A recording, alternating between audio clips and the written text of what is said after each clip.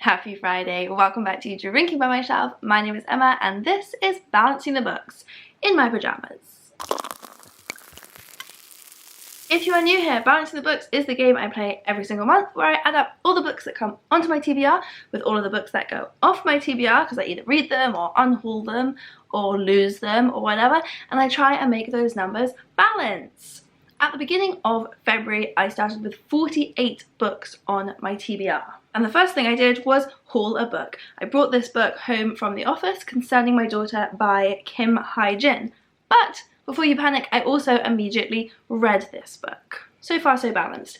This book was brilliant. I believe I gave this one 5 stars. It's translated from Korean and it's about a woman whose daughter is having all sorts of financial difficulties and needs to come and live with her, but she is bringing with her her girlfriend. So her daughter is 30, in her 30s, and she has a long-term girlfriend, and the mother just can't accept this. It goes so against her own ideas of what family is supposed to be and what she had hoped for her daughter that she just can't accept it. But she does eventually agree to let her daughter and her girlfriend come and live in the house, but she kind of just wants nothing to do with them.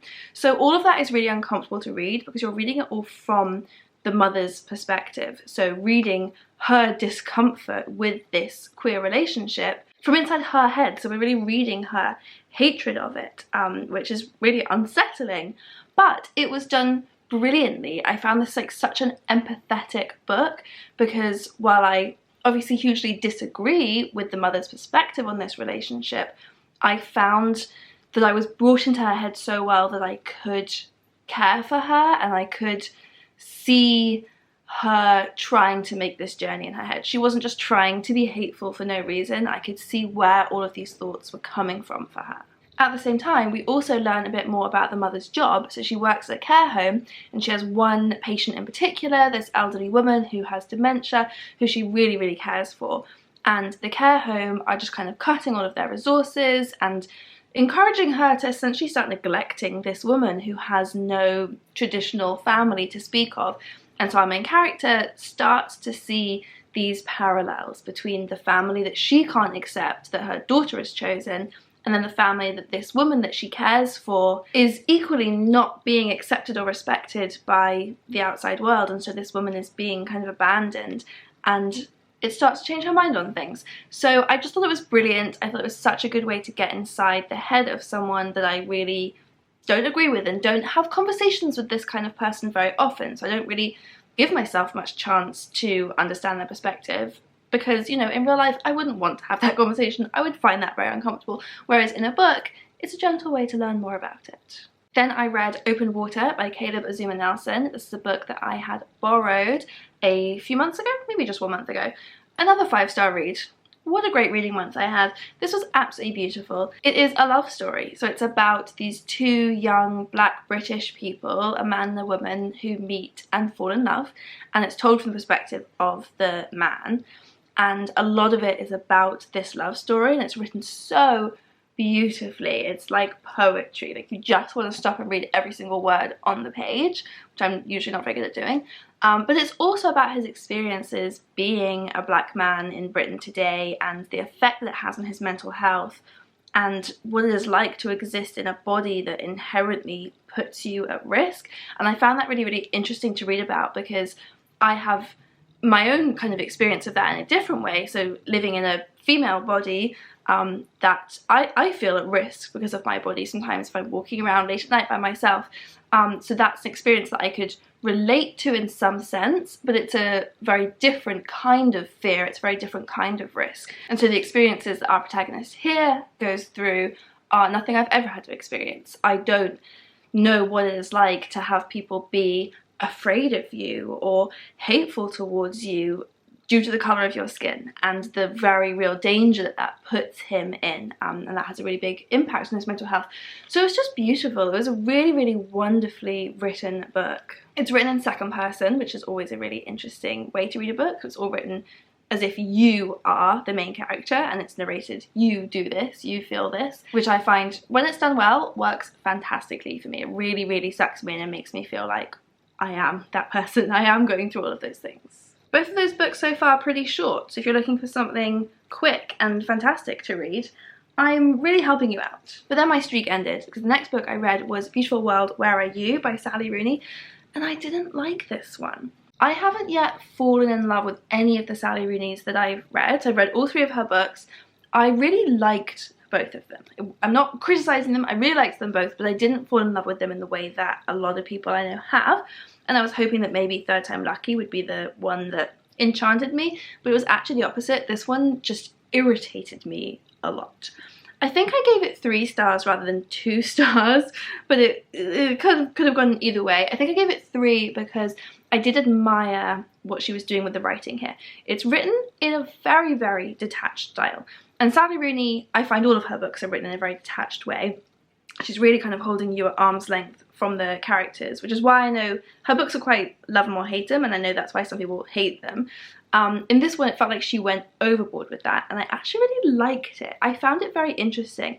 It was written as if it was someone describing a scene that they were looking at. So you never get to feel familiar with these characters, really. So, for example, one of the main characters is called Alice, and even like 2/3 of the way through the book, you might have a scene where a different character, Felix, is described looking at his phone. He has a message from someone called Alice. And it's like, we know who Alice is, but every scene is written as if it's just describing something that you are looking at with no sense of familiarity to those characters or what's going on in their heads. You're just looking at it from the outside. And I found that quite compelling, just because it was so different from anything that I've read before. So I'm going to give it the 3rd star because I liked what she was doing with it, but I find the characters just too annoying.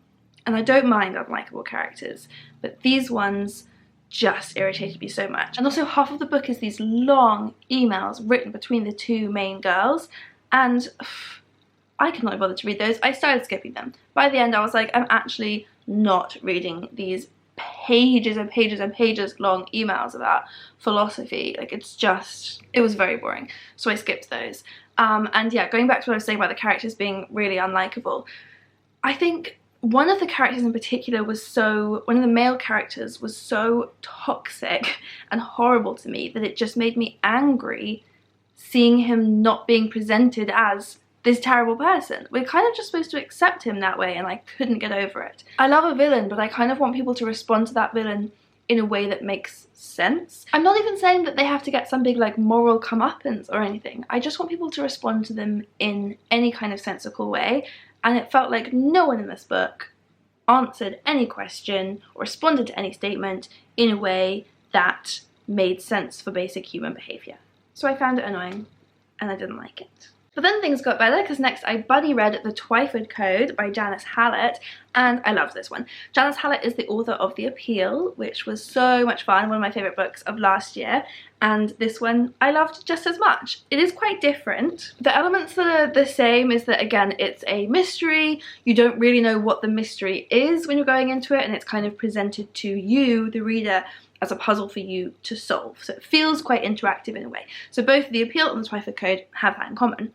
But where The Twyford Code was made up of emails and quite a variety of different documents and also was quite funny, this one is more sad than funny, and it is all told through audio transcripts. So right at the beginning you get this letter that there is a missing person, and among the items that belonged to this missing person was an iPhone, and it had hundreds of audio notes on it, and so they've gone through and auto-transcribed all of these notes. And it's auto-transcribed because sometimes the words don't quite make sense. As anyone knows who's ever tried to record a voice note, it doesn't always come up quite how you meant it to. So that just adds a little obstacle to figuring out what's going on. The Twyford Code of the title is this theory that Edith Twyford, who is an author who is very obviously based on Enid Blyton, was actually leaving codes in her books. And so she was actually a spy during the Second World War, and you're not quite sure, was she helping the Germans? Was she against the Germans?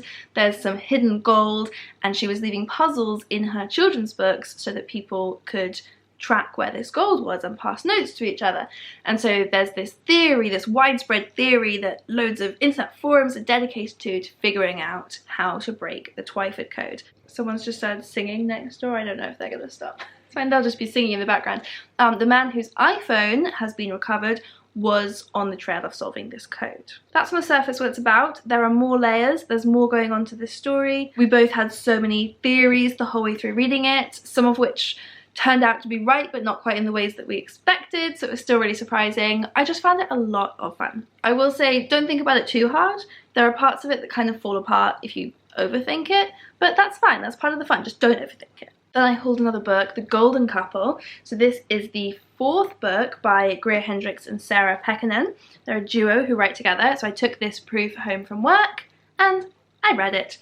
And I liked it. So I've read all 4 of their books, and I always enjoy them. They're always just fun, like fast-paced, easy reads to me. I haven't yet fallen head over heels in love with any of them yet as thrillers, but I think this was my favourite of the 4 that I've read so far. So they are improving. I think I have liked them in increasing order actually as they've gone on, so I'm going to keep picking these authors up. This one is about a couple who go to a relationship therapist. She's a very unconventional therapist, and on the surface they are going to fix their marriage after one of them has been unfaithful, but it turns out there's a lot more going on to this story, and the therapist herself also is entangled in this bigger conspiracy theory, and everything is going to link up in surprising ways. I say surprising, I did kind of guess everything before it happened, but I don't always mind that. It's quite fun to feel clever. Then I did some book hauling. So I brought The Club by Ellery Lloyd home from the office.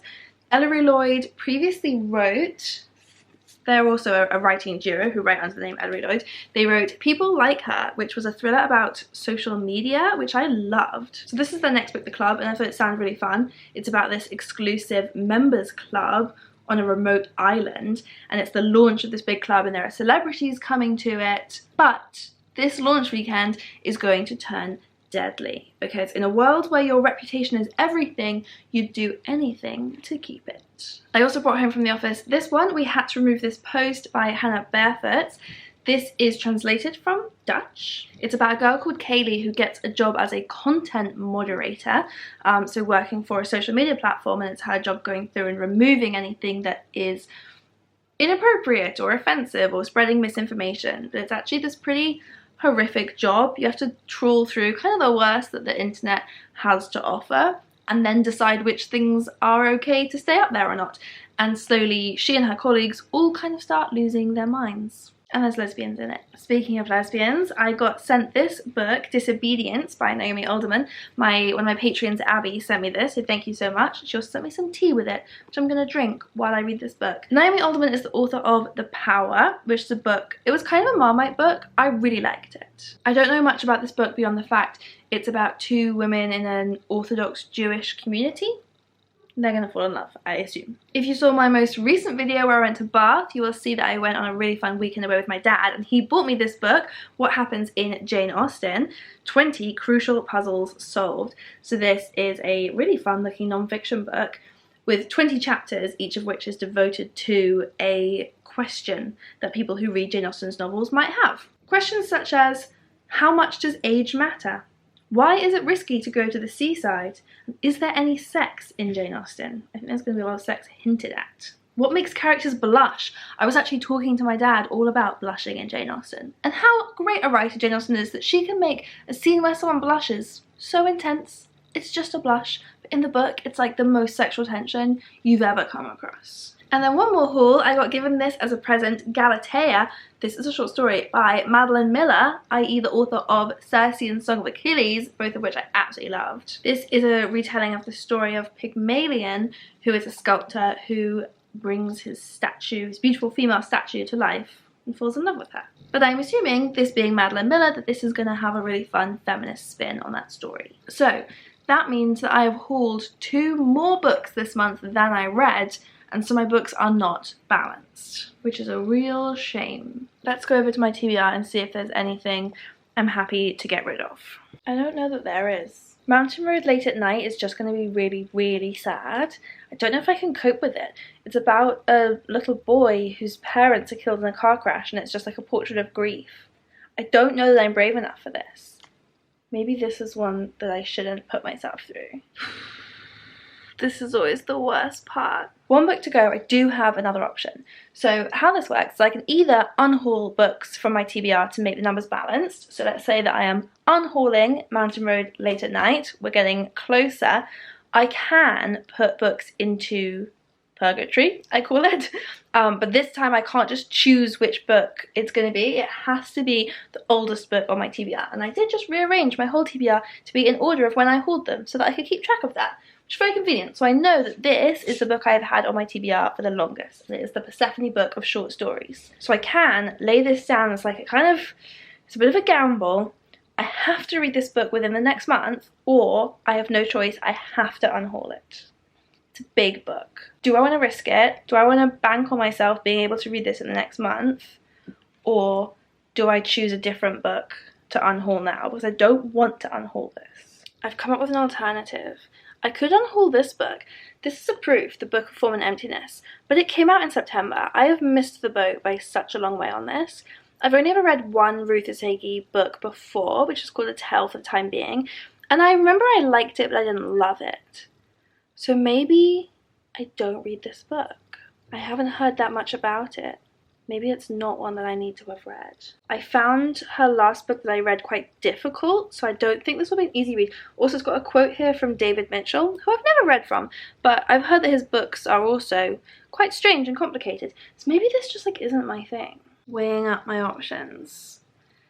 I don't want to rush through this book in a month. It's a collection of short stories. It's a beautiful book. It's long. There's lots in here for me to savor. So I think I'm going to unhaul this one. Which means that my books for February are officially balanced. Let me know in the comments below if you think I've made any really bad decisions this month, and also let me know what you have been reading and loving this month as well. And don't forget to hit that subscribe button for new videos every Monday and Friday when I remember.